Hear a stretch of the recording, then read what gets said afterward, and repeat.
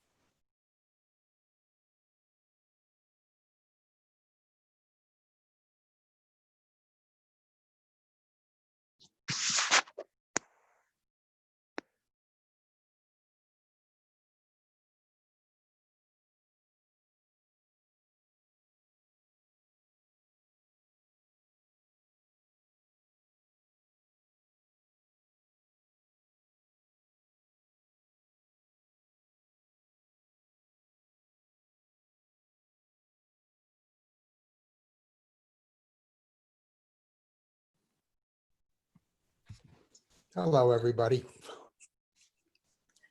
Hello.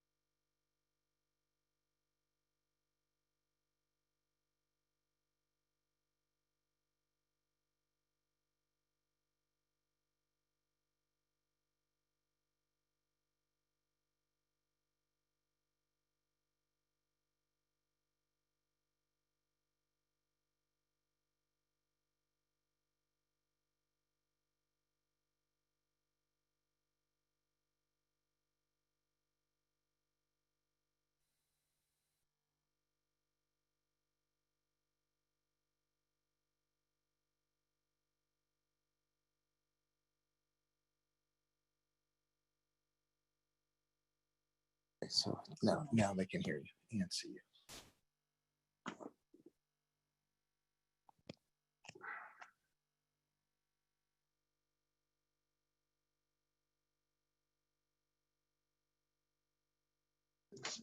Hi, Raj.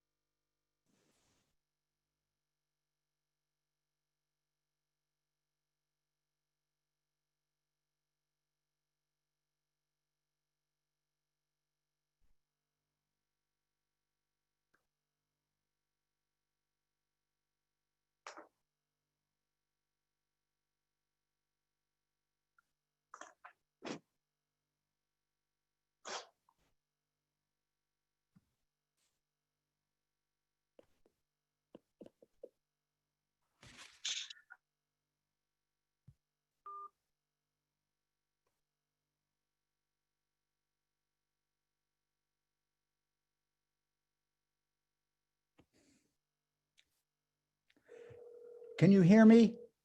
Can you hear me? Yes? Okay, so all of you are muted now. Is that what's going on? Okay, now I know. Okay, everything's good. Yes, we can hear you, Joseph. Okay, oh my God. Hi, Sandy. Okay, so Hi. I'm going to share the screen right now and we're going to see how we do this. There we go. Okay, now what I'm going to do is slideshow, play from the start. Okay, hi everyone. This is Joseph Ness, Cantor Joseph Ness, and we are going to have a little chat about the music of Salamoni Rossi.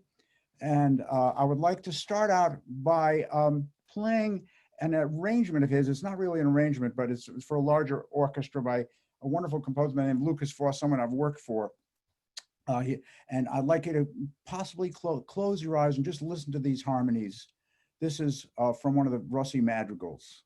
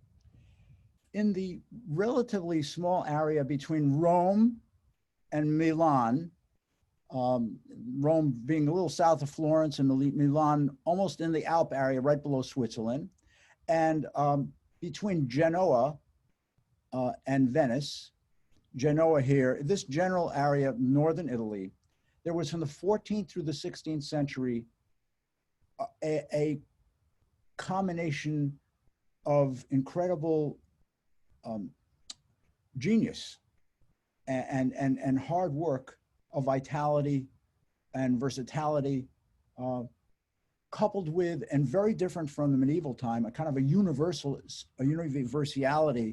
of aesthetic expression, probably such as the world has never known before or after.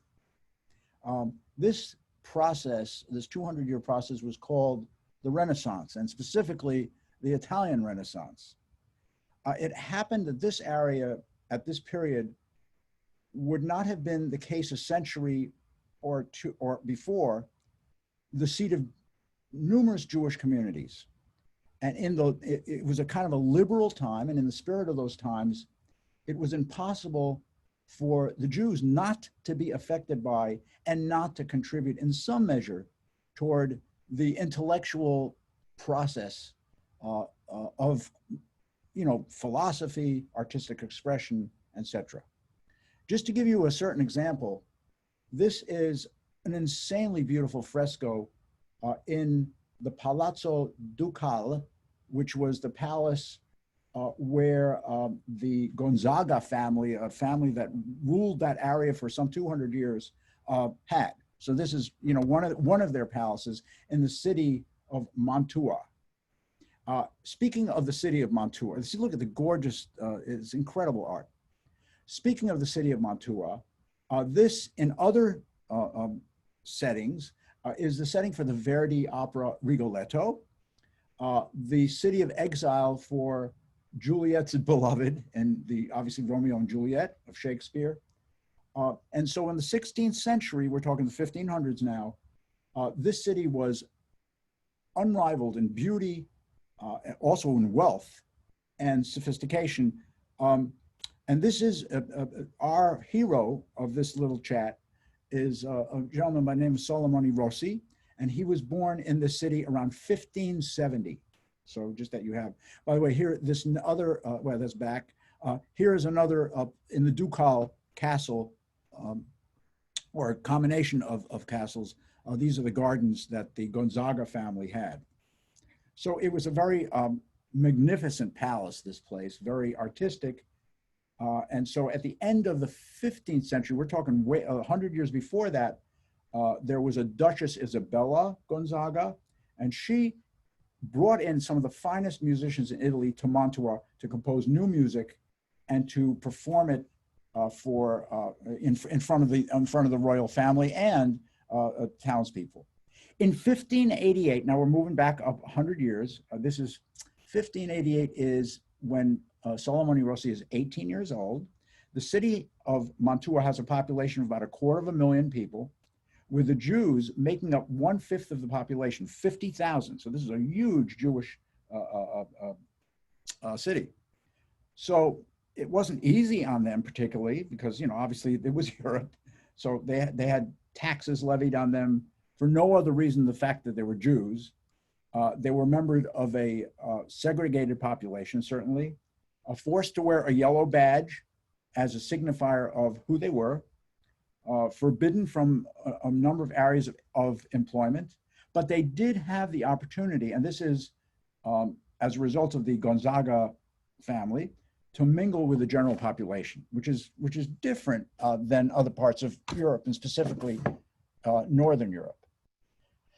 A large part of the partial acceptance of this Jewish community in Mantua was because of one person by the name of Duke Vincenzo I Gonzaga. So this is the latter part of the Gonzaga hierarchy. So this is at the turn of the 17th century, which is the 1600s, brings music to even more magnificent scale. Matter of fact, wait, hold on, 16th century, excuse me, the 1500s, brings music incredibly important by bringing many artists, a lot of Jews, to his court, along with having a court orchestra. He has sculptures, paintings, and other works of art, and he is a real patron of the arts, and maybe one of the great patrons of the arts in all of Italy. This is Vincenzo I Gonzaga. He has a ballet group in the court,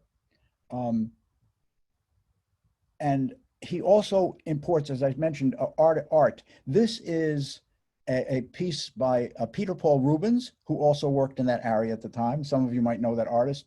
The Fall of Phaethon, painted 1606, 1608. Incredible artist. This is another wonderful painting of him. Self-portrait. I assume he's the guy in the middle. Well, one of the two guys in the middle of him, Peter Paul Rubens, and a circle of friends in Mantua. So this is the kind of the cultural milieu that our hero, Salamoni Rossi, not necessarily, well, he grows up in Mantua too, but he's certainly working for this court. He gets paid for what he does. Here are some of his friends. This is one of the great composers of that time, regarded probably as the revolutionary composer who led the transition between the Renaissance and Baroque music. So we're talking about Monteverdi. He was born in 1567, so about 3 years earlier than his friend Rossi, in a place called Cremona, which is in that general area, also the birthplace of one of the most famous violin makers of history, Antonio Stradivarius. So that you might know, and you know those violins are incredibly expensive. By the way, there's a work, it's a kind of a semi-sacred work and a collaboration between a number of Rossi's colleagues and himself, by the way. And matter of fact, he and Monteverdi get together to kind of write this thing. It's called La Maddalena. And what's interesting is Monteverdi composes the opening and Rossi composes the closing. And the Monteverdi's opening is the exact same opening, very, very similar, actually. Not exact, but similar to the opening of the prologue of one of his great works, L'Orfeo.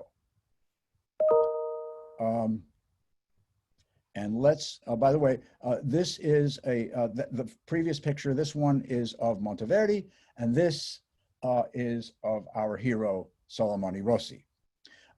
What I'm trying to do in this chat is give you the background, and then we go to the synagogue music for which he is known, at least in our circles. So this is the opening to L'Orfeo. One word about it. It involves the audience. The actors are behind the audience. There's a kind of a, the trumpets are behind the audience. The rest of the orchestra is in front. It's an amazing opening. The opening to Orfeo, just let's give it a little listen. This is Monteverdi.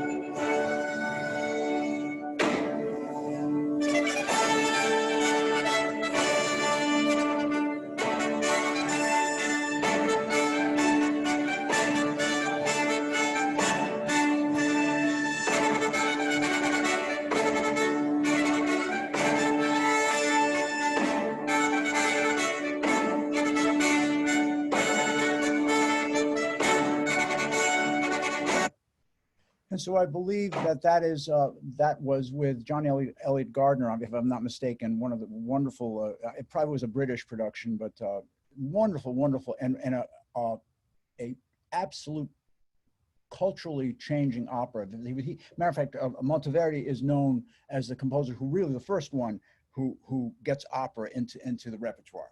So now this is a first piece of Rossi. We did listen to at the opening to a piece of Rossi's, but this is the first piece of Rossi that would be regarded as a trio sonata. And a trio sonata, I don't want to go that much into it. It's based on a trio of singers. You have the high voice, the middle voice, and the low voice. And what happened over the course of the Renaissance, and specifically at the end, it got transferred from the vocal to the instrumental. Let's listen to a little of this. It's beautiful, beautiful music. And this is the Rossi we don't know. And I wanted to give you some of that Rossi, just to give you a taste of it. It's really wonderful. If I can find that arrow. Here we go.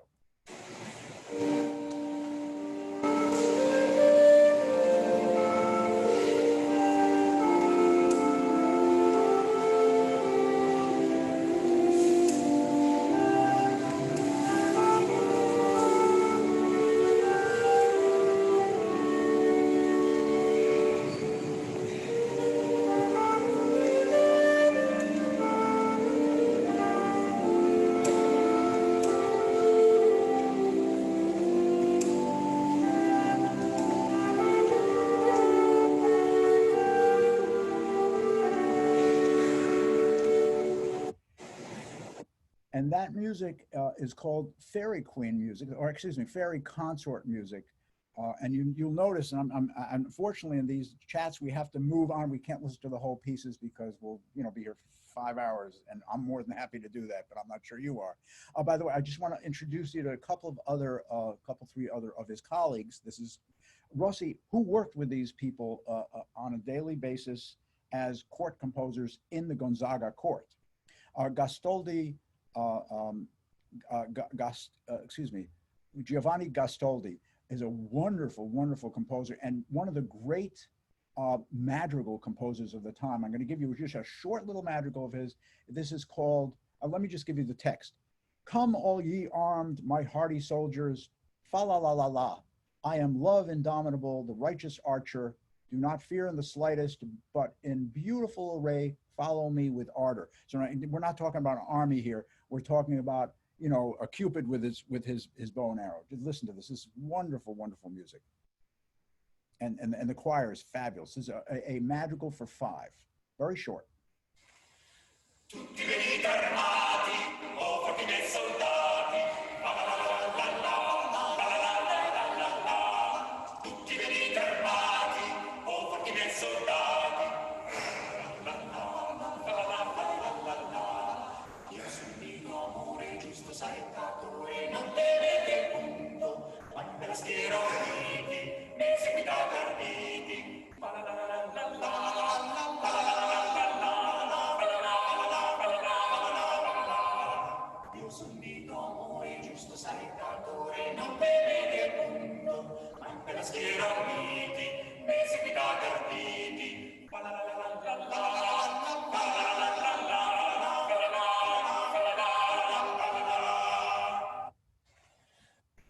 Okay.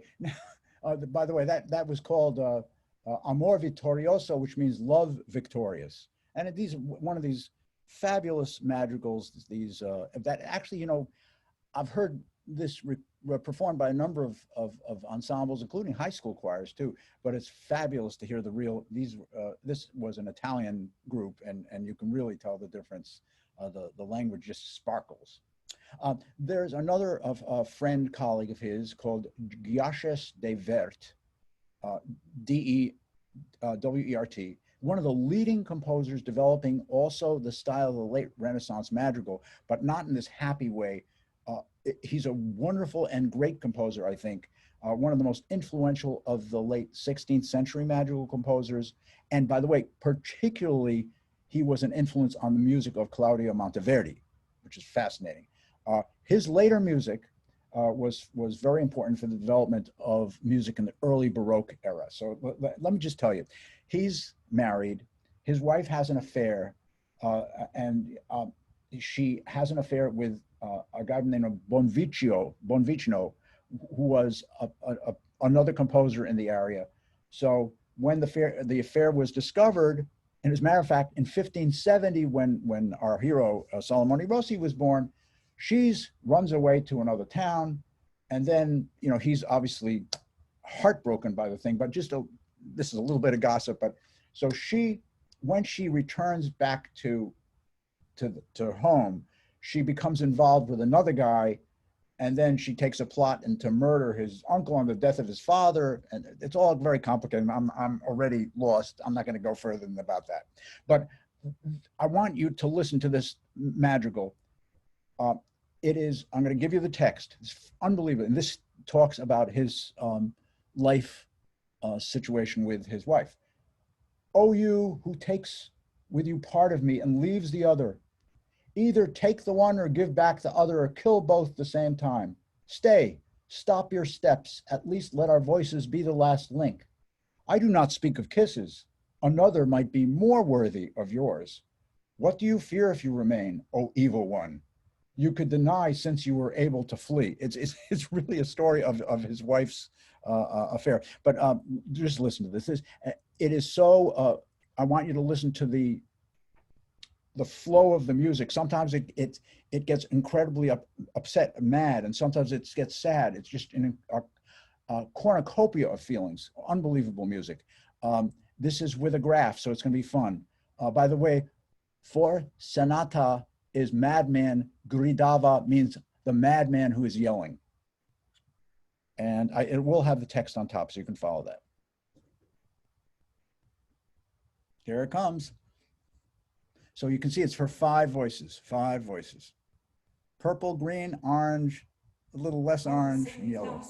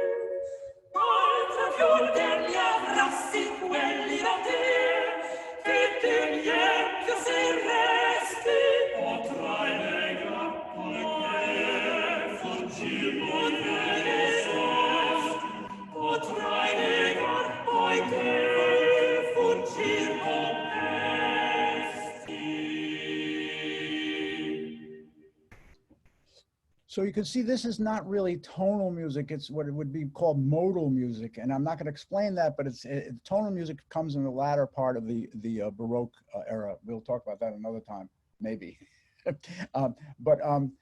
There's another composer who uses what is called figured bass, and his name is Viandana.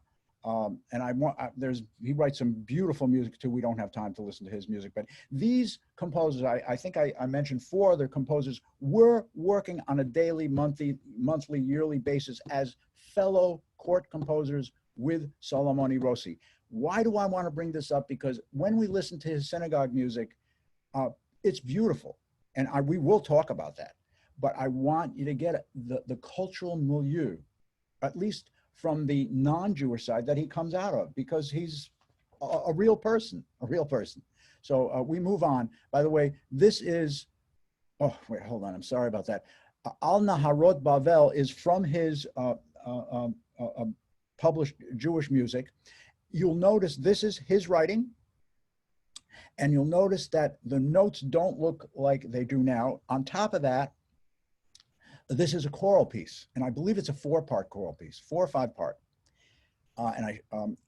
But in those times, there were very few scores. Scores meaning that you would see tenor, bass, soprano, alto, tenor, bass. What they did was they kind of wrote it out, and then they only gave the parts out. Now, the reason being is because they wouldn't have to spend as much money giving big scores to people. By the way, I have another quip about that. I know that in the first part, in the Catskill times, and maybe in the first part of this, and maybe we should do a Catskills talk. I think we'll do that too. But when they had all those choirs, cantorial choirs, a lot of the people that wrote and conducted the music would only give one part out. This has nothing to do with Rossi, by the way. Would give one part out to, tenor part to tenor, the bass part to bass, and they wouldn't give the score. Why? Because they wouldn't want another conductor to take the music and do it. Well, anyway. Okay, so that's for me very interesting. This is the Renaissance nomenclature of music. It's just that you know that. You'll notice there's no bar lines also to speak of, because there was more of an improvised feel to the thing. The sense of one note being 3 times as long as the other, they had a different sense of that, and we could talk about that another time. I just want to now play another piece of Rossi. This is Rossi, and what's beautiful about this is, and what he really tries to do in his instrumental music, and he writes a lot of it, by the way, a lot of it, is that he's a great violinist, really great violinist. And what he does in these so-called trio sonatas, and he's one of the first people that writes these kind of trio sonatas, and I've mentioned it just a few minutes ago, a trio sonata comes out of a trio of singers, but now they put it into instruments. So, but what he does is, if you'll notice the first violin part, which is very hard, a lot of notes in it, so Rossi is responsible for developing in the trio sonata that kind of bravura playing in the upper instruments. Again, you have the 2 violins and the cello. And by one other thing, the cello plays an ostinato. At first, very slow, and it's a long one, but the whole piece is based on that, I think, 12 measure or so ostinato in the cello. and it keeps repeating, and the violins just improvise over him. Here we go. We won't do the whole piece, but give it a listen.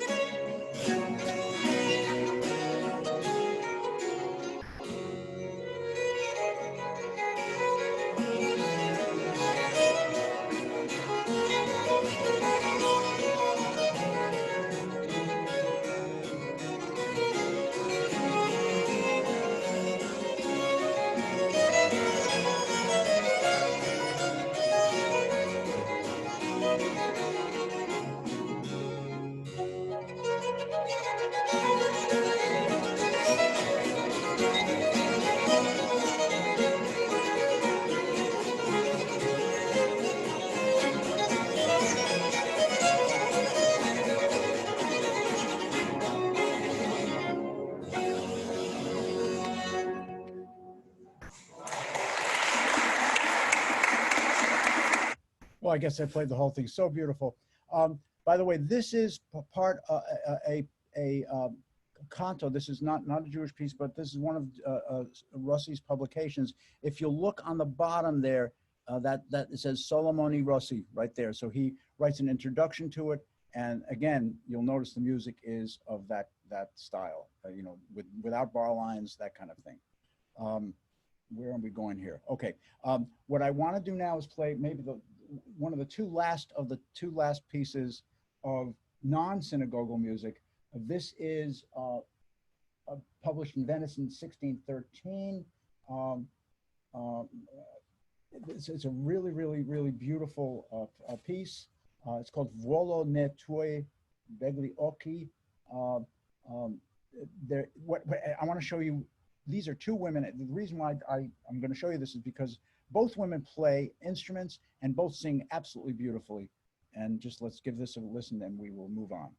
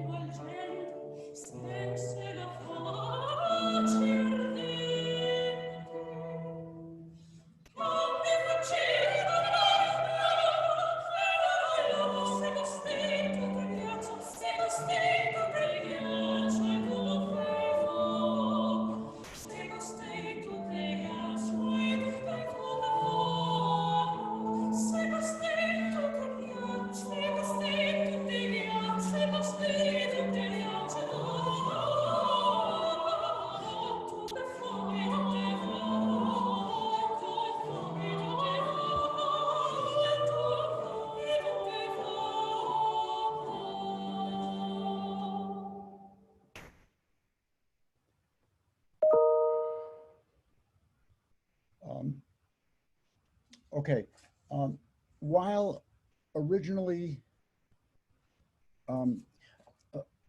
that for about 100 years, starting in the middle of the 16th century, I get mixed up with the numbers.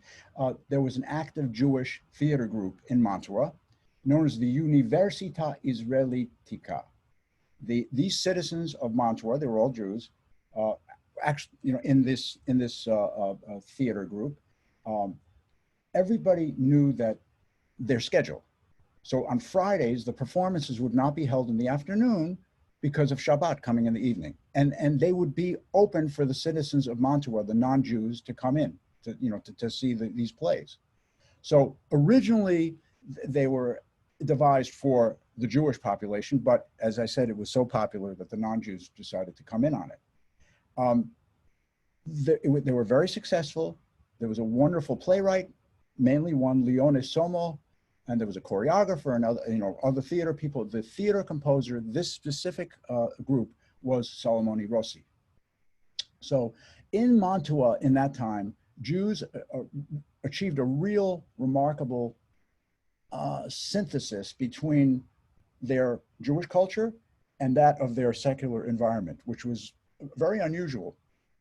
It was one of a kind of a very rare period where absorption into the civilization did not affect Jewish intellectual life. They had many rabbis, writers, and astronomers, physicians. It was all everybody who was Jewish, who was either a rabbi or an astronomer or whatever they did, they kept their religion. The Hebrew language was revived in Mantua, used in poetry, literature, and even in spoken conversation. This has directly to do with the Renaissance period. So in that context, it's not surprising to see that the Jews were involved in all areas of Renaissance life. There were Jews that were musicians. There was a gentleman by the name of Abromo del Arpa, which is Abraham, the harp player. His nephew, Abramino del Arpa, obviously the nephew, the harp player. There was a guy by the name of Isicino Massarano, forgive my pronunciation in Italian. He was a singer, dancer, a lutenist, and also a composer. By the way, Salamoni Rossi had a sister. Her name was Madama Europa, and she was a very sought after soprano. She has a son who is a composer, and it's a whole line of musicians. So basically, Salamoni Rossi works in that court between 1587 until 1628. And he's totally, that work that he does there is for the Christian community, not the Jewish, but the Christian that at the court. But at the same time, here's a man who proudly puts his last name as Salamoni Rossi Hebreo. And this is, everybody knows it. Salamoni Rossi, the Jew. So his descendants are from, the family name is Mei Ha'adumim, which means from the red. It's a very a proud family. And as a matter of fact, his grandfather may have been Jewish. His grandfather may have been a rabbi. And so he writes a lot of non-Jewish stuff. And I want to, as a last example of non-Jewish stuff, because this is stunning music, the colors are astounding. And this is Salamoni Rossi at his best as far as the non-Jewish secular music. This is like a symphony. It is called Sinfonia de Gagliarda detta Narciso. Listen to the colors.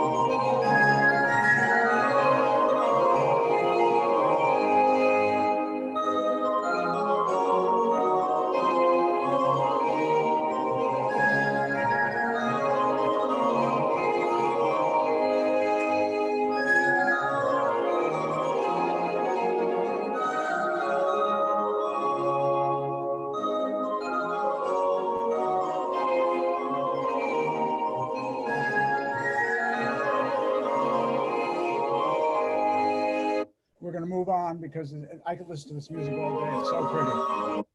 Okay. This is where Rossi's probably most daring compositions occur. And that is that he writes these, this is a group of 33, I believe, 33 pieces that, that he writes just for synagogue use. And there were instruments were not allowed in synagogues because of the tradition of, you know, the Holy Temple being destroyed.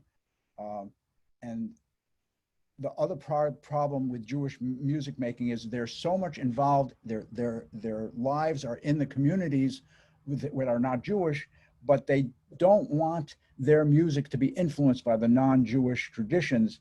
So they're kind of isolated in making their own kind of music. Change was totally frowned upon. Prayer tunes were kept in their original form, and no harmonization was allowed. But again, we're talking about the Renaissance period. And so there was a... Sorry, I don't understand. Oh, God. My phone. Jews were, in the Renaissance, developing a taste for the modern. So they began to question why the music of their synagogue should begin to sound so old-fashioned. And that's the interesting dilemma that has carried through the ages, I think, but interesting that it was in the Renaissance period.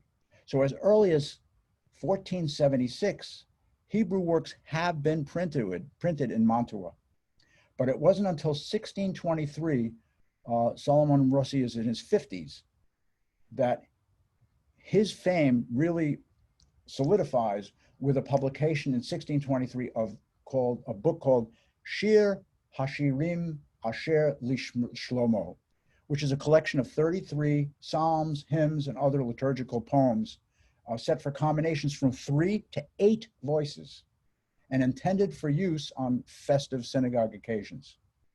So this 33 Songs of Solomon, Hashirim Asher Shlomo, becomes the first composed songs to be published in Hebrew. He has a friend, a kind of a mentor, Rabbi Leon of Modena also, Rabbi Leona issues this kind of proclamation that in 1605, after years of prohibition, provided halachically derived material for performance of choral work in the synagogue. Modena's own choir in his synagogue in Ferrara, which is a neighboring town, seems to have established a precedent. So the songs, let's just go to this, the next, this is a beautiful Psalm 121 of Rossi, and it's an Israeli choir. This is from his book.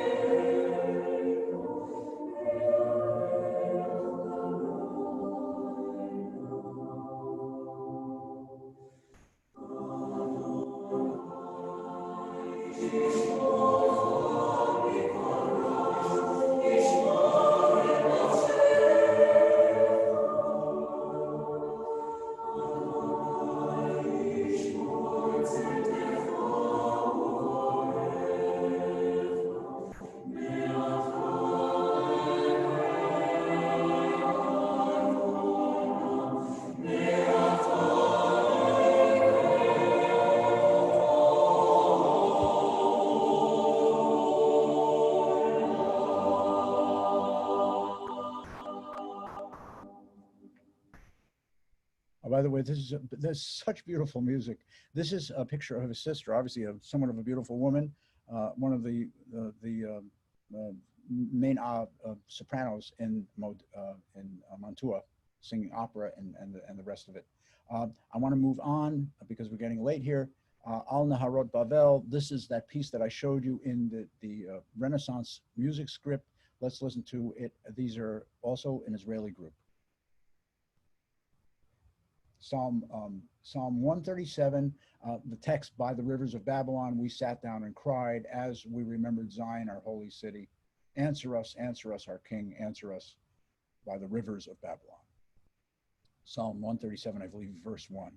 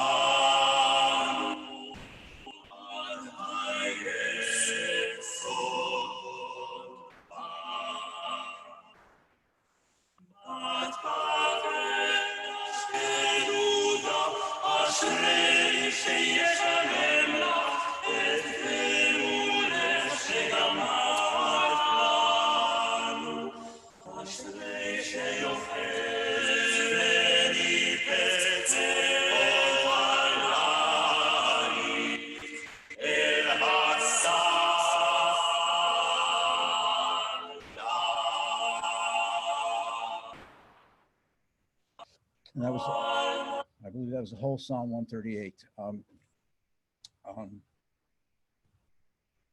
Okay. The enforced segregation that they had in Mantua culminated in Duke Vincentio's Gonzaga.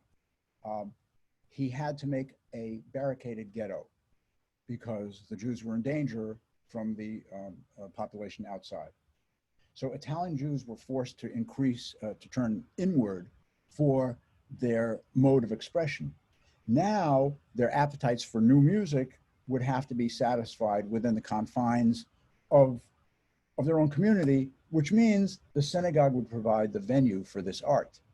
And that allows our hero in this story, Salamoni Rossi, to write all this music for the synagogue. So, by the way, in Padua, and Ferrara, these are towns fairly close to Mantua, there were synagogue choirs at the end of the 16th century, at the end of the 1500s. In Modena, there was an organ, fascinating. In Venice, they had a complete orchestra. And what I mean by complete orchestra, we're talking about some strings, it could be a couple of cellos, so we're not talking about Richard Strauss, 120 piece orchestra.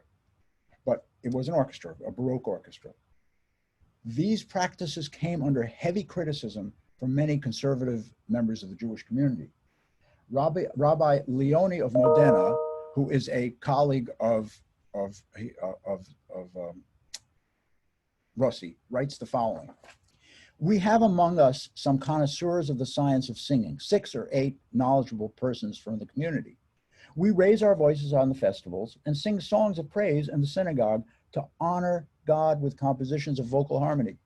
A man stood up to chase us away, saying that it is not right to do so because it is forbidden to rejoice, the destruction of the temple, and that the singing of hymns and praises in harmony is forbidden, as I mentioned before. Although the congregation clearly enjoyed our singing," this is back, the rabbi writes, "this man rose against us and condemned us publicly saying that we had sinned before God." But the Renaissance, the energy from that time was so strong that a number of rabbis in those communities defended what Leona of Modena did in terms of singing with the choir. And Rabbi Leona continues to write, "I do not see how anyone with a brain in his skull could cast any doubt on the propriety of praising God in song in the synagogue on special Shabbatot and on festivals. Such music is as much a religious obligation as that which is performed to bring joy to the bridegroom and bride, whom it is our duty to adorn and gladden with all manner of rejoicing. No intelligent person, no scholar ever thought of forbidding the use of the greatest possible beauty of voice in praising God. Blessed be he. Nor the use of musical art which awakens the soul to his glory." So Rossi is the first Jewish musician to compose, perform, and publish polyphonic settings of the synagogue liturgy for mixed choir. So in the preface to his publication of synagogue music, this is what Rossi writes, and we're almost done.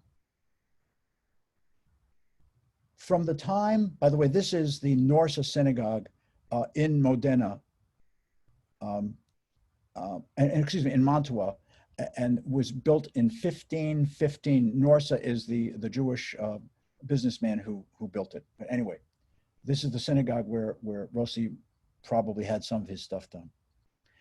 It's obviously remodeled in the early part of the 20th century, but this is the structure. So here's what Rossi writes. "From the time that the Lord God first opened my ears and granted me the power to understand and to teach the science of music, I have used this wisdom to compose many songs.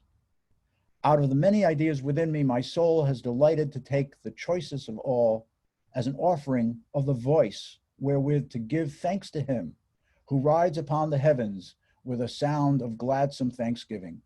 For we have been given voices so that we may honor the Lord. We have been given voices so that we may honor the Lord, each with the blessings of talent that we were given to enjoy. The Lord has been my strength, and he has put new songs into my mouth. This is Rossi writing. Inspired, I wove these into an arrangement of sweet sounds, and I designated them for items of rejoicing on the holy festivals. I did not restrain my lips, but ever increased my striving to enhance the Psalms of David, King of Israel, until I set many of them and shaped them into proper harmonic form so that they would have greater stature for discriminating ears. And he ends, since it was the Lord who granted me the artistic spirit to recognize beauty, it is to him that I have raised my voice in service. I felt it would be proper to benefit the congregation by publishing a selection of my motets, which I composed not for my own glory, but for the glory of my Father in heaven, who created this soul within me. Therefore, I will give thanks to him evermore. Which I have to say is slightly similar to what Bach says about his music. So this is fascinating. But we end this little talk with an Adon Olam. I was trying to get a more of a visual thing that you could see people singing, but this will show you the score. There was another composer in Renaissance by the name of Gabrieli, and he would write music for antiphonal choirs, as many of them did. But in the 20th century, there have been a lot of arrangements for brass ensembles. And actually, he wrote for brass ensembles too, where you have on one side of the room, one brass ensemble and one for the other. Sometimes there are as many as 4 or 5 different areas. So you get this kind of stereophonic kind of feel from different places, answering and antiphonal stuff. So let's just look at, this is an 8-part, this is I don't know one for 2 choirs, and you'll see how they match with each other. And then we'll end with a couple of words and we'll be done. Okay? Adon Olam. Watch the score. It's not going to be hard. That's not what you're going to read. Here we go. That's the second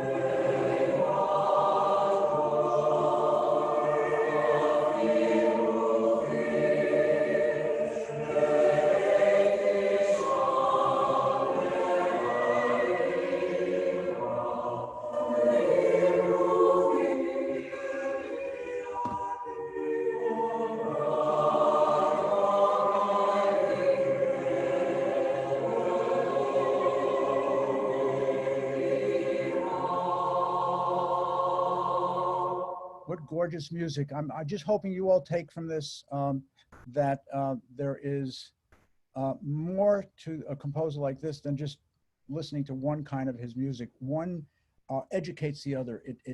I have so much more love for the synagogal music that I know some of his other music to back. I see what he does. I watch the various techniques he uses in the other pieces to inform the synagogal music too. So this is a real person, a real musician, one that I hope that we can, over the next years when this whole surreal time of the world is over, that we can really make some wonderful music from. By the way, he probably was murdered in 1630. There was that ghetto was ravaged by Austrian troops, and probably his sister too. All trace of Rossi disappears. About 200 years later, Baron Edmund de Rothschild, on a trip to Italy, stumbles on a strange collection of old music books, and bearing the name of Rossi Hebreo. He hands the music over to a friend of his, Samuel Naumburg, who was a wonderful Jewish composer and cantor in his own right, cantor of the Great Synagogue in Paris. And Naumburg, rightly so, publishes the version of the Rossi music. To end, I will say that I did a bunch of research this week. Various places. I want to say that I looked into a wonderful article by Joshua Jacobson, who I've got a lot of information from, and other sources. My lecture next week is going to be called "The Translation of Psalms," and I think it's going to be one of my best ones. I have a lot of great ideas with some awesome music. So we will end with this little 1-minute piece from the Rossi suite. Again, as we started out with this that slow piece. This is a little quicker. Here we go.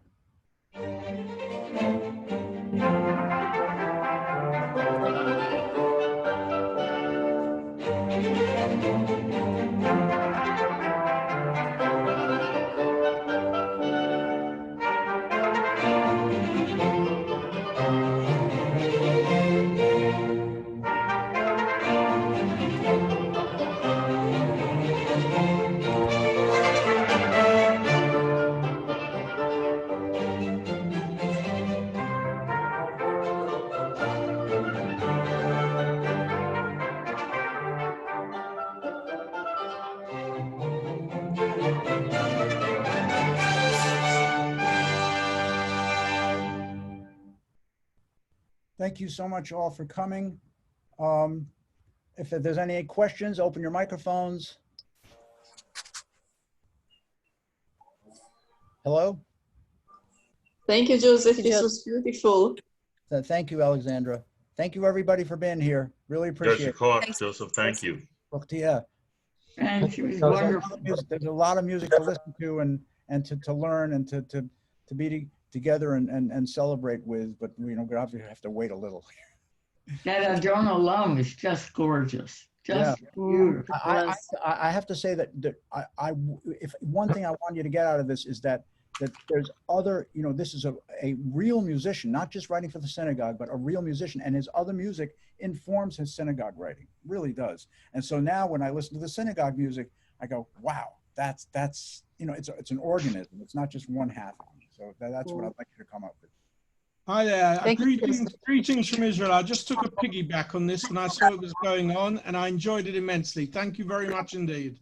Wait, who is that? My name is David. I'm from Israel, and I like Chazanot, and I just saw this, so I took a piggyback on it, and, as they say. And so thanks very much. I enjoyed it very much. Thank you. It's a pleasure. Thank you so much for being here. Doesn't sound like he comes from Israel. By the way, just been here 40 years. I'm going to say again, the next week, and I'm already working on it, is called the Translation of Psalms. That's the title, and I have some awesome music on that. And so, we're going to basically, I want to take a text like Psalm 150 and show you how different composers approach the text and stuff. I think it'll be really fun. And after that, we might go to more Gershwin. I don't know. Who knows? I have no plan. Thank you, Joseph. Thank you, Joseph. Absolutely. Thank you. Joseph, thank you. Very much. Our first time on, but definitely not our last. Good to see you. Wonderful. Thank you all for being here. Thanks, Bye-bye. Joseph. Bye-bye. Thanks. Take care. Bye-bye. That's it. I'm gonna leave. Diane Dolan was in that choir.